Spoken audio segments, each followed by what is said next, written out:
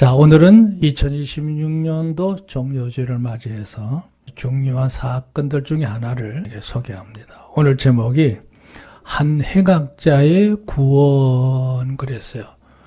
벌써 어떤 얘기인지 다 아시겠죠?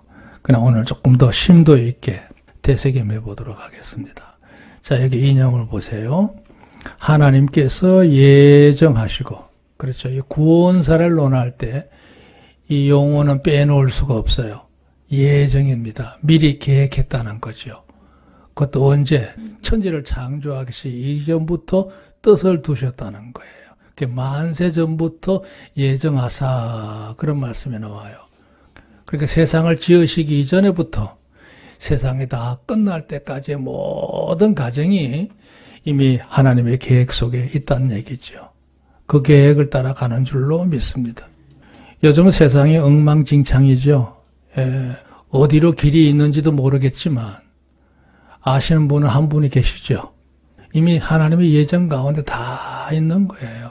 때때로 우리 마음에 들지 않는 여러 가지 정책들이나 권세자들의 행동들이 괴롭게 하지만 저는 걱정하지 않아요. 하나님의 징치하시는 길에서 예된 자는 없는 줄로 믿습니다. 그 예정을 논하라고 하면 거기까지도 논할 수 있다는 얘기를 하는 거예요, 지금. 자, 두 번째. 예시예요. 지금 구원사를 얘기하는 건데요. 하나님께서 구원을 행하실 때 그냥 어느 날 아침에 갑자기 만들어 놓고 믿어라 이렇게 한 게 아니에요. 이미 예수님의 대속의 십자가의 가치를 분명하게 하기 위해서 이미 수천 년 전부터 마치 본 행사가 있기 전에 예행 연습을 하는 것처럼 말이죠. 많은 일들을 행사를 통해서 그들의 의식 속에 아주 문화가 되도록 하셨다니까 하나님이셔요. 그 구약 성경에 있는 십계명을 비롯해서 율법과 그 모든 규례들요. 다 이 예수님의 대속과 연결되어 있는 예시예요, 예시. 그 다음에 이제 그걸 구체적으로, 흔히 말하면 공식적으로 공정을 받기 위해서 하나님께서 선지자들을 통해서 예언하셨거든요. 그 예언은 법적인 효력이 있다는 얘기예요. 그랬던 것이 그대로 보세요. 예수 그리스도께서 제2대속자로 십자가에 그대로 달리셨어요. 그 십자가에 달리는 과정도 전부 이미 수백 년 전부터 과거에 예언하셨던 그 목록 속에 있는 것들이에요. 달리셨고요. 분명히 인간의 생명으로 말하면 죽으셨어요. 그 다음에 여기에 치르셨다는 말이 뭔 얘기예요? 그 모든 걸 대신해서 갚으셨다는 거예요. 이젠 더 이상 우리 인간의 죄 문제로 인해서 다시는 그것을 거론할 이유가 하나도 없다 이거예요. 하나도 없어. 그러니까 주님은 십자가에 달리시는 과정이 얼마나 고통스럽고 모욕적이에요. 엄청난 능력이죠. 그 모든 걸 다 감수하시고 죄값까지 다 해결하신 분이 누구냐? 예수님이라는 거죠.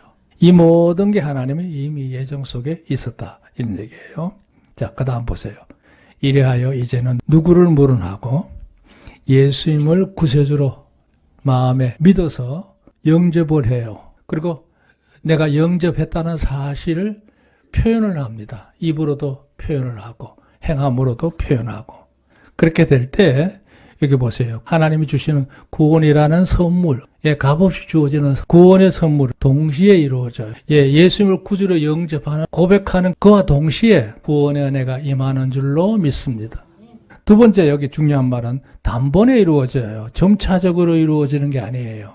천천히 1단계, 2단계, 3단계 이렇게 올라가서 어느 날 때가 돼야 구원이 완성되어지는 그런 게 아닙니다. 그러니까 동시에 이루어지기도 하고 단번에 다 끝나버려요. 소위 말하면 무슨 물건을 조립을 하듯이 하나하나 나사를 쪼여가면서 완성이 되어지는 게 아니고 이미 완성되어진 걸 하나님 선물로 주신 게 구원인 줄로 믿습니다. 할렐루야. 중요하죠. 그 다음에 또 하나가 있어요. 여기 일시에 말했죠. 아까도 동시에 단번에 이루어질 뿐만 아니라 일시에 이래요. 함께 이루어진다는 뜻이에요. 그러니까 누가 여러분이 묻기를 오늘 당장 세상의 삶이 끝나도 천국 갈 확신이 있어요? 그럼 묻었거든. 두말하지 마시고 따라합시다. 있습니다. 우리는요, 누가 묻으면, 당연하죠. 저는 확신합니다. 나는 부족하지만 하나님 은혜로 내가 구원받아서 믿습니다. 고백하시는 여러분 되기를 좀 축원합니다. 할렐루야. 그러니까 동시에 이루어지는 거고, 단번에 이루어지는 거예요. 일시에 이루어지는 거예요. 여기 그 다음 말이 중요한데, 구원의 길을 그 도리어 아주 분명하게 뚜렷해요. 어렴풋이 긴가민가하고 이런 거 없어요. 그 다음에 극명하다는 말은 뭐냐면, 그걸 하나하나 증명할 수 있는 말씀들이 이미 신구약 성경 전체에 다 뒷받침이 되어 있어요. 무엇이든지 그 말에 책임을 질 수가 있는 거예요. 어느 한 구절에 있다고 해서 믿는 게 아니라 뒷받침하는 많은 것들이 이미 구약에 가득하고요. 또 주님이 직접 말씀하셨고 또 사도들이 보충으로 설명하고 있는 거예요. 그러니까 이 삼중적으로 보완이 되어 있기 때문에 극명합니다. 그 다음에 구원의 교리는요, 복잡한 게 아니에요. 굉장히 간명해요. 여러분 마음에 성경 구절 단 몇 구절만 보고 있어도 구원에 관한 문제만큼은 회의론에 빠질 이유가 하나도 없습니다. 그러니까 우왕좌왕할 필요가 없다는 얘기예요. 믿으시기 바랍니다. 분명하고 극명하고 간명해요. 자, 여기 서론 보세요. 예수님께서 자기의 십자가를 지시고 요한복음에도 그렇게 나왔고 오늘 말씀에도 보면 33절 해골이라는 곳에 이르러 거기서 예수를 십자가에 못 박고 그랬어요. 여기 해골이란 말이 헬라어로는 크라니온, 아람어로는 골고다입니다. 근데 이게 골고다란 말이 이제 그 라틴어로 표현할 때는 칼라비아. 근데 그 영어로 이제 번역할 때는 이게 이제 소위 말하면 갈보리 그런 거예요. 그러니까 갈보리란 말이나 골고다라는 말이나 같다. 네, 골고다. 이게 예수님이 처형장이었던 그 골고다 그 생김새가 이렇게 울퉁불퉁한 데다가 마치 사람의 두개골처럼 말이에요. 이 골짜기가 두 개가 이렇게 겹쳐지는 그런 형태라고 그래요. 사람의 머리 모양을 닮았다. 그래서 그 지명 이름이 골고다예요. 해골이란 뜻이에요. 다 같은 말인데요. 이제 그곳으로 주님이 이제 이끌려 가시는 장면이죠. 자, 이 장면에서 오늘 특별히 우리가 세 가지로 봐야 될 항목이 있는데 하나는 뭐냐면 그날에 그 처형을 당했던 예수님 당시의 그 상황을 보는 게 중요하고요. 두 번째는 주님이 처형을 당하시는 그 과정에서 여러 가지 많은 소동들이 있었어요. 그랬을 때에 주님께서 그거를 대처하시는 주님의 모습을 볼 수가 있고요. 그러는 중에 참 극적인 사건 중에 하나죠. 그 하나가 바로 오늘 한 강도가 예수님과 연결이 돼서 그 영혼이 구원받는 사건이 이루어져요. 그런 점을 우리가 오늘 하나 보려고 합니다. 자, 여기 일대 행악자들의 현상이라 그랬어요. 예수님께서 이 현장으로 가기 이전에 여러 가지 일들이 많이 이루어지지요. 예수님께서 겟세마네 동산에서 기도하시다가 가룟 유다가 앞잡이가 돼서 예수님이 기도하는 장소로 군사들을 끌고 갑자기 들이닥치죠. 그 하졸들은 로마 군인이 아닙니다. 사내들인 공에서 운영하는 경비병들이에요. 그들이 이제 주님을 잡아가지고 그 다음에 끌고 가는 게 어디냐면 참 이게 정치적인 하나의 흐름인데요. 이전에 대제사장을 했던 안나스라는 사람을 앞으로 끌고 가요. 왜 그럴까요? 안나스가 뒤에서 조종하고 있다는 뜻이지요. 공회라든지 모든 율법사들 세계를 다 장악해서 좌지우지하고 있다는 뜻이에요. 그러니까 안나스 앞으로 끌고 가서 신문을 거칩니다. 어떡하냐, 이제 제목을 거기서 정해야 방향이 정해진 거 아니에요. 그리고 이제 시달림을 받다가 주님 한 말씀도 안 하셨어요. 그러니까 이제 곧바로 현직 대제사장 안나스의 사위입니다. 가야바한테로 넘어갑니다. 그 가야바에게 끌고 가서 이러쿵저러쿵 수모를 당하고 뭐 제사장을 능멸하니 해가지고 뺨도 맞고 말이죠. 이런 어려움을 당하거든요. 그런 괴로움을 계속 당합니다. 이때 이제 가룟 유다는 그 장면이 너무 괴로워서 그 길로 가서 자진하는 사태가 벌어지죠. 베드로도 예수님을 3번이나 부인하는 현상이 이루어지게 되고요. 그러다가 이제 날이 밝으면서 새벽에 일찍 사내들인 공회가 소집이 됩니다. 그래서 사내들인 공회로 넘어가서 이 사내들인 공회는 유대 나라는 이중적인 하나의 체계를 가지고 있는데요. 자체 자기들 유대민들을 징치할 때는 대부분 사내들인 공회에서 그들의 율례를 따라서 기강을 세웠어요. 그리고 이제 사람의 임명을 결정하는 재판은 당시에 그들을 지배하고 있었던 로마 정부에서 파송한 총독부에서 그걸 관리한단 말이죠. 그 사내들인 공회를 열어가지고 제목을 잡아야 될 거 아니에요. 주님을 신문하면서 십자가에 처형하도록 넘겨야 된다. 이렇게 결론을 몰아간 거죠. 그러고는 아침 일찍 빌라도 총독에게 이첩을 시킵니다. 이 빌라도 총독은요, 당시에 우리는 총독으로 이해합니다만 가나안 땅 비문을 보면 그 가나안 지역의 모든 사법권을 관장하는 행정관이라고 볼 수 있어요. 이 빌라도가 참 눈치도 빠르고 경험이 많다 보니까 아주 노하우가 있었겠죠. 또 부인도 이 일에 내가 어제 꿈자리가 별로 좋지 않았는데 여기 관여하지 않았으면 좋겠다. 아마 이렇게 조언했는지 몰라도 때마침 당시 분봉왕 헤롯이 예루살렘에 있는 걸 알고 아무래도 당신의 가난하는 백성이니 당신이 처리하면 좋겠다. 이렇게 넘겼단 말이에요. 그 헤롯은 늘 예수님을 보고 싶었어요. 소물이 보니까 여러 가지 많거든. 한번 구경도 해봐야겠다 해서 예수님이 와서 왔지만 주님께서 별로 말씀하지 않으셨어요. 재미가 없어. 그 희롱을 한 후에 당신이 처리하시오. 그래서 빌라도에게 다시 넘겨옵니다. 이제 그때 이제 빌라도는 빠져나가려고 애를 쓰지요. 신문을 해봐도 예수님이 죄가 없어. 그 너희가 말하는 제목이 로마법으로는 사형에 해당되지 않는단 말이지. 그러니까 이번 기회에 다시는 그런 일을 하지 못하도록 엄중하게 경고해서 매질을 하고 난 다음에 놓아주자, 방면을 하자. 그러니까 뭐예요? 대제사장이나 사내들은 공회원들, 율법사들이 말이죠. 안 된다고. 극구 반대를 하고요. 그 주변에 구경하던 사람들도 그들의 말을 따라서 예수님 안 된다고 말해요. 처형을 해야 된다 말이죠. 그 빌라도가 이제 그러잖아요.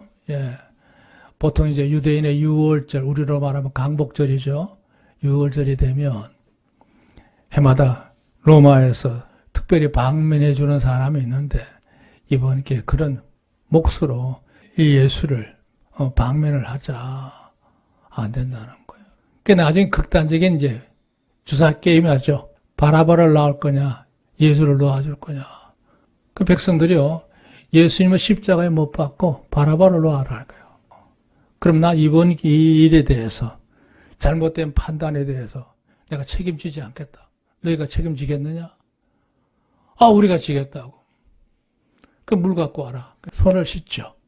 그러니까 형식적으로는 빌라도가 결정을 내린 거고 이 율법사들, 제사장들은 말이죠. 예수님을 그렇게 해서 십자가에 못 박는 일에 넘겨주게 되니까 그때부터 이제 절차를 따라서 아주 극악한 일들이 벌어지지 않습니까? 그리고는 이제 그날 주님이 이제 골고다 언덕을 향해서 십자가를 형을 쥐고 이제 가시게 되는데요. 이미 골고다 언덕에 그 십자가 형틀을 세웠을 때가 성경은 제3시 아침 9시예요.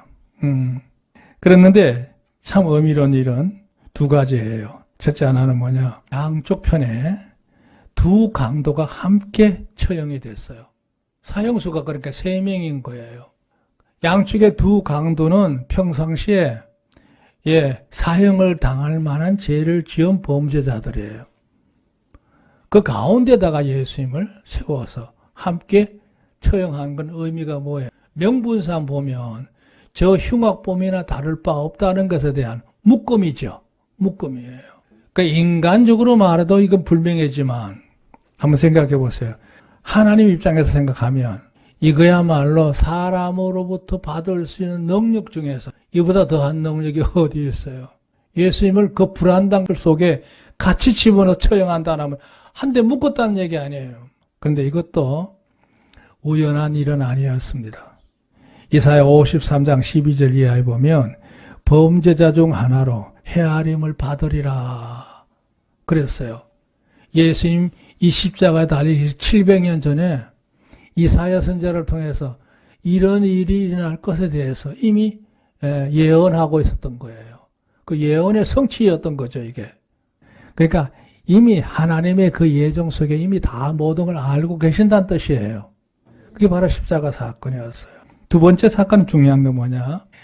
보통 사형수가 사형을 집행을 당하면 십자가를 당할 때 왜 처형을 당하는지 제패가 그 십자가 위에 이렇게 하나씩 팻말이 붙거든요. 그 제패에 빌라도가 직접 쓰게 했어요. 헬라나라 말하고 히브리 말하고 로마 말로 말이죠. 유대인의 왕 나사렛 예수 그렇게 팻말을 적어서 붙이라 이랬단 말이죠. 그러니까 이제 제사장들이 아닙니다. 그 앞에 자칭 유대인의 왕 이렇게 넣어달라고. 근데 빌라도가 그걸 안 받아주죠. 유대인의 왕 나사렛 예수. 그러나 제가 이 장면을 보면서 또 하나 놀라운 건 두 번째 단락인데요. 여기 보면 우매자들의 능멸이에요. 예수님이 십자가에 달리셨을 때에 많은 사람들이 욕을 하고 침 뱉고 돌 던지고 뭐 조롱하고 막 보통 문제가 아니었거든요. 그 굴락이 대개 4단이에요. 굴락에 4개. 첫째 하나 누구냐? 그 형장 옆을 지나가고 있는 사람들이 그날에 그 사형이 집행되니까 구경하기 위해서 그곳에 섰다가 같이 덩달아 가지고 예수님을 조롱하고 침뱉고 우승치는 장면이 나오거든요. 근데 그들의 마음을 그렇게 움직이도록 뒤집는 두 번째 무리가 있어요. 사내들인 공회원들이에요. 그리고 당시에 대제사장들이었어요. 이 제사장 무리들, 타락한 종교 지도자들이죠. 이게 문제예요. 그때도 변질된 신앙 지도자들, 지금은 어떨까요? 이런 문제를 안고 있죠. 세 번째가 누구냐면 바로 같이 형을 받고 있던 양쪽에 있는 두 강도가 너무 고통스러우니까 예수님을 싸잡아서 함께 비난하는 아우성입니다. 그 네 부류예요, 네 부류. 참 아이러니한 일은 예수님이 탄생하실 때 탄생하시는 그 베들레헴의 현장을 보면 주님이 누울 곳이 없어서 결국은 이 마국간에서 태어나시잖아요. 그러니까 주님의 그 주변에 양이나 낙이나 짐승들이 그곳에 함께 자리했었죠. 근데 예수님이 십자가 달리시는 이 현장에도 사람이긴 하지만 그들의 속성은 완전 야수들이에요.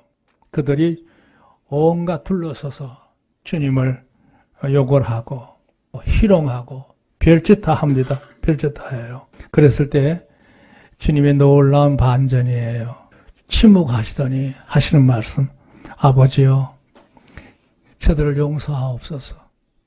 저들은 자기가 한 일을 알지 못하고 있습니다. 용서의 기도를 하나님 앞에 올리는 장면이 주님의 십자가의 첫 음성이었어요.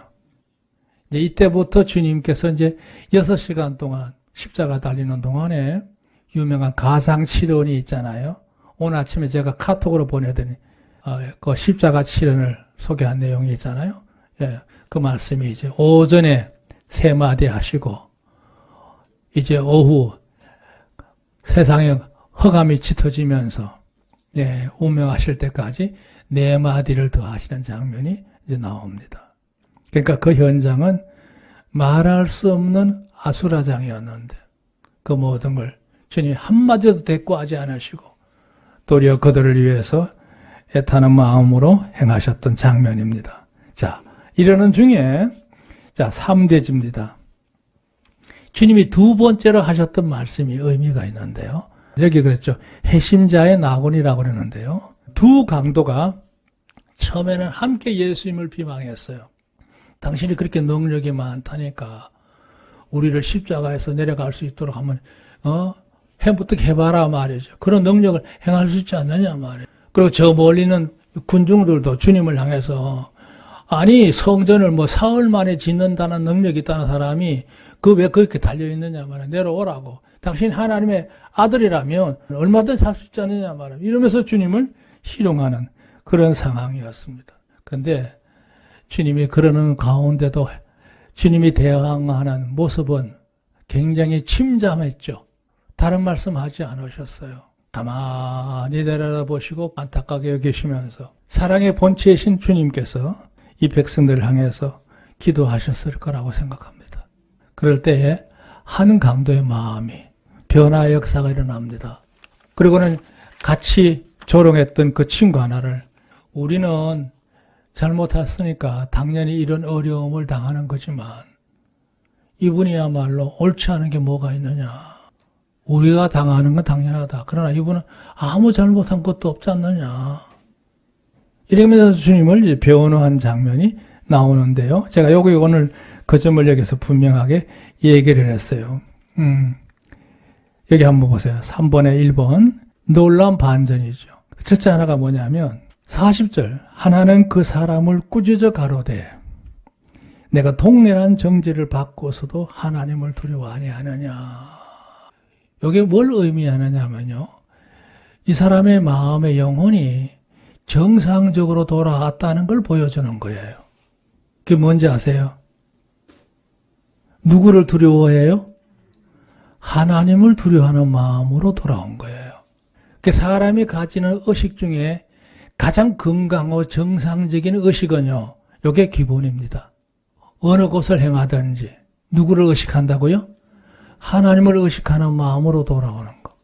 이게 영성회복이라고 할 수 있어요. 이게 영성이 회복돼야 모든 판단이 정상적으로 돌아가기 시작하는 거예요. 그 친구를 꾸짖은 이유가 뭐냐 하면 이 사람은 처음에는 예수님을 같이 그냥 덩달아서 욕을 하고 비방을 하다가 가만히 상황의 분위기를 보니까 주님이 대처하는 모습이 전혀 다르거든요. 도리어 그들을 불쌍하게 여기면서 계속 기도하고 계신단 말이에요. 그랬을 때 이 사람은 예수님 모습을 통해서 하나님을 깨달은 거예요. 아, 하나님 앞에 지금 기도하는 예수님을 통해서 자신의 모습을 하나님 앞에 갖다 놓고 거예요. 그 친구를 향해서 우리는 잘못한 것에 대해서 당연한 형벌을 받는 거지만 이분은 뭐가 죄가 있느냐. 그러면서 우리가 왜 하나님 앞에 두렵지 않느냐. 우리가 곧 이제 하나님 앞에 갔을 텐데 말이죠. 하나님을 왜 두려워하지 않느냐고 질문을 합니다. 그러면서 이렇게 말합니다. 우리는 우리의 행한 일에 상당한 보응을 받는 것이 당연하다 이거예요. 죄는 심판을 피할 수 없다는 원리를 분명히 이해하고 있어요. 그렇죠? 죄인은 하나님의 특별한 은혜가 없는 이상 사면되지 않아요. 우리가 항상 기억할 거네요. 우리가 생활하다가 내가 그릇된 판단이나 또 부주 중에 허물을 통해서 이런저런 잘못된 걸 할 수 있었을 때 느끼는 중요한 거는 그거를 묵과하면 안 돼요. 그걸 외면하고 변명하면 안 돼요. 뭐 하느냐? 그대로 사실대로 자백하는 게 중요해요. 그리고 용서를 구하는 거예요. 하나님 내가 부주 중에 이런 일을 행했습니다. 그 순간 내가 마음을 잘못 사용해서 그런 죄를 저질렀습니다. 내가 죄인인 걸 압니다. 저를 긍휼히 여기시고 저를 불쌍히 여기시고 저를 용서해 주세요. 할렐루야. 그거 반드시 하고 지나가야 돼요. 그래야 내가 어떤 잘못에 대해서 매듭이 끝나는 거예요. 근데 그거를 자꾸 변명하고 유야무야 미루게 되고 그냥 잊어버리려고 하고 외면해버리면 이건 안 되는 겁니다. 그건 내게 다른 어려운 일로 다가올 수 있어요. 죄는 절대 그 죄가를 피할 수가 없어요. 그것을 주장하시는 분으로 사면을 받기 이전에는 그 죄로 인한 고통이 온다는 뜻이에요. 그거를 막는 방법은 다른 거 없어요. 스스로 느끼고 깨달아서 자백하는 거예요. 입으로 시인하는 거예요. 시인하면 그 죄가로부터 파면될 줄로 믿습니다. 근데 그 유야무야 무시해 안 되는 거죠. 그러니까 이 사람은 뭐예요? 단순한 죄를 깨달은 게 아니라 자백을 하면서 고백을 하는 거예요. 이게 중요하지요. 예수님을 구주로 영접하기 전에요. 제일 먼저 해야 될 일이 뭐냐? 이거예요. 내가 죄인인 걸 인정해야 돼요. 그리고 내가 죄인인 걸 인정하면서 하나님 앞에 용서를 구하는 행위를 먼저 해요. 그 맛이 뭐야? 마음에 예수 모시는 자리를 청소하는 것과 같아. 그걸 다 치워내고 치우는 작업을 하고 난 다음에 그 자리에 예수님을 받아들이는 거예요. 무조건 예수님을 구주로 받아들이는 게 아니란 얘기예요. 마음 청소부터 먼저 해야 돼. 그러니까 하나님께서 내 마음속에 임재하셔도 문제가 없도록 고백하는 게 중요해요. 우리가 입으로 자백하고 시인하면 그 모든 걸 주님께서 하신다고 그랬거든요. 그 죄가를 더 이상 묻지 않는다는 얘기죠. 그거는 크기에 상관이 없어요. 그러면서 이제 세 번째가 한 일이 있어요. 우리는 지은 죄에 대한 죄가를 받는 게 당연하지만 이분이야말로 얼마나 의롭게 살았느냐 이거예요. 그게 무슨 뜻이에요? 아마 그가 이 형장에 끌려오기 전에 동료와 같이 아마 가나안 땅 온 천지를 돌아다녔을 거 아니겠어요? 직접 봤을 수도 있을 거, 소문을 듣기도 하고 그랬던 반대 오늘 형장에서 함께 처형당하는 이 장면에서 그 모습을 보니 그 모든 것이 그대로 사실인 것이 다시 재확인이 되는 거죠. 그 마음속에 예수님은 같은 사형수, 불행한 자가 아니야. 대단한 분으로 마음에 이미 모셔드리고 있는 거예요. 그러니까 예수님을 영접하는 단계예요. 할렐루야. 그리고 예수님을 공박하는 그 친구를 향해서 도리어 자기가 나서서 방패카를 하는 거예요. 변호하는 거예요. 그러니까 이미 그 마음속에는 예수님을 받아들인 상태예요. 그 심리적인 가정으로 그대로 보여주고 있는 거예요, 이게 지금. 예수님을 확실히 받아들인 거예요. 이 현장에서 그 짧은 시간 동안에. 아마 그 시간이 제가 볼 때는 길어야 한 1시간, 2시간일 거예요. 그 동안에 많이 늘 겪으면서도 전혀 흔들림이 없이 일장의 그 중심을 지키고 있는 주님 모습을 보면서 한강도는 그걸 눈여겨보고 마음의 주님을 받아들인 거예요. 하나님 앞에 자기 면전의식도 느끼게 되고 자신이 죄인이라는 사실, 이렇게 죽어도 더 억울할 것이 없다고 하는, 불행한 자가 아니라고 하는 사실을 그대로 인정하고 받아들이는 태도는요, 내가 죄인이라는 사실, 나는 이 벌이 마땅하다고 하는 걸 받아들이는 태도니까요. 그건 회개에 다름없어요. 그리고 주님을 변호합니다. 그가 숨이 끊어지기 전에 한 의로운 일은 그거였어요. 의로운 자를 위해서 변호하는 거예요, 이게. 그리고 놀라운 일을 하죠. 이게 참 중요한데요. 예수여 당신의 나라에 임하실 때에 나를 생각하소서 그랬어요. 이거 뭘 뜻하는 걸까요? 여기 중요한 의식이 하나 있어요. 유대인들은 하나님을 섬기는 것이 그들의 민족의 중요한 선민의식이니까요. 이 선민의식 가운데 빼놓을 수 없는 것이 뭐냐면 내세관이에요. 현실적으로 하나님만 잘 섬기는 게 끝나는 게 아니고 그에 대한 보상도 받지만 장차 그들의 생애가 다 끝나서 내세에 갔을 때 하나님의 영원한 나라에 들어가는 백성이 된다는 사실을 갖고 있잖아요. 오늘 사람들이, 현대인들의 가장 큰 문제점은 뭐냐면 현실위주예요. 내 시간이 희미해져 가요. 심지어는 그건 그리스도인들 가운데서도 오늘이 중요하지 내일은 중요하지 않아. 내가 육신을 사는 날 동안 잘 먹고 잘 살면 되는 걸로 전부로 생각하는 수가 있단 말이에요. 그렇지 않거든요.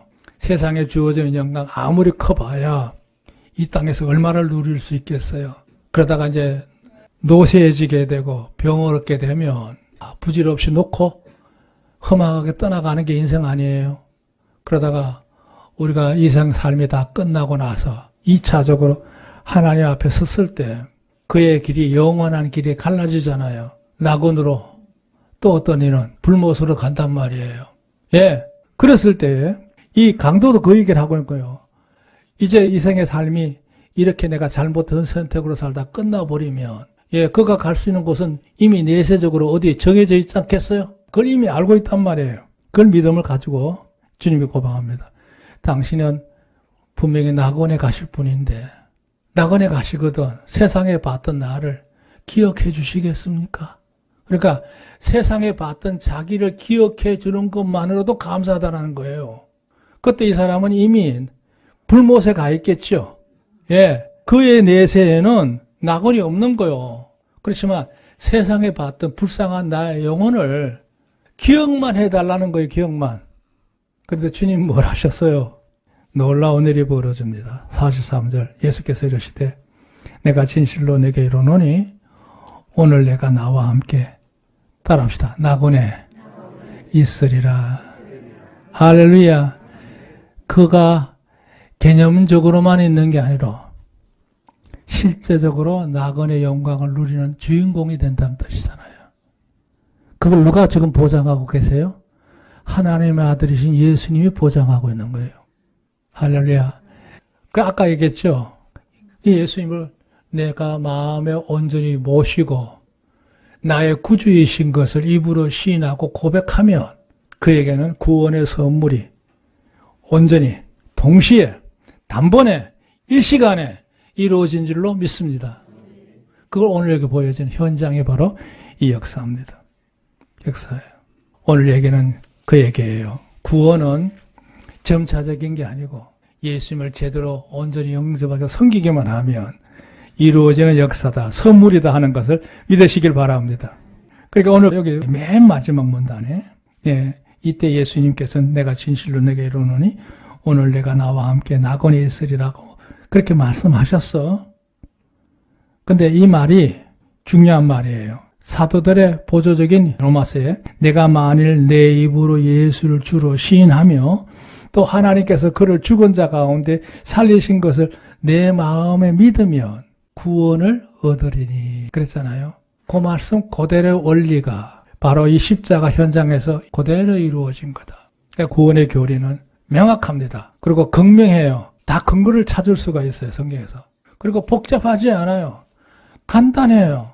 내가 예수님을 영접해서 믿음으로 받아들이고 주인으로 모시고 그런 사실을 입으로 자백하면, 선언하면 그에게는 이미 하나님의 성령의 영이 그날로부터 내주하시는 줄로 믿습니다. 그러니까 성령이 내주하시는 이유는 뭐냐? 내 삶을 더 풍성하게 하기 위해서 모든 문제를 해결하는 일에 하나님이 주도적으로 모든 걸 운행하시기 위해서 성령이 내주하시는 것이지 우리가 구원이 부족해서 그걸 자꾸 메꿔가는 그런 작업하기 위해서 계신 게 아니라는 얘기죠. 이해가 되십니까? 그러니까 성령이 내주하신 이는 이미 하나님의 구원의 선물은 내게 마침표를 찍은 거예요. 그리스도 안에서 이 주신 은혜를 감사하면서 영광 돌리며 사는 성도가 되시기를 주의 이름으로 축원합니다.